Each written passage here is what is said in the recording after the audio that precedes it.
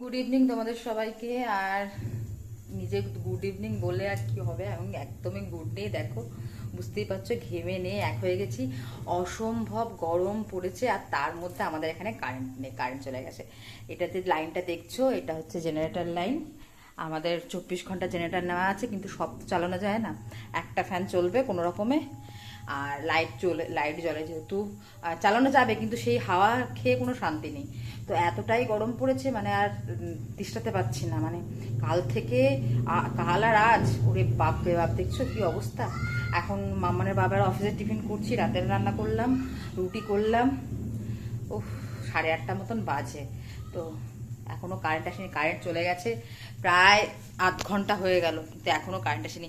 এতক্ষণ থাকে না, গিয়ে খুব বেশি হলে 10 থেকে 15 মিনিট থাকে। আজকে আবার কোনো গন্ডগোল হলো কি জানে। তো মাকেও ফোন করলাম, আমার মাও বললো ওখানেও কারেন্ট নেই। আমার বাপের বাড়িতে, মামার বাড়িতে একদম কাছে। তো মানে এই পার আর ও পার, স্টেশনের ওই পার আর স্টেশনের এই পার। তো যাই হোক, ওই দিকেও কারেন্ট নেই, মানে পুরো ব্যান্ডেলেই বোধহয় কারেন্টটা গেছে। প্রচণ্ডই গরম। তো এখন আমি করছি রান্না, কি রান্না করছি দাঁড়াও দেখাই তোমাদেরকে।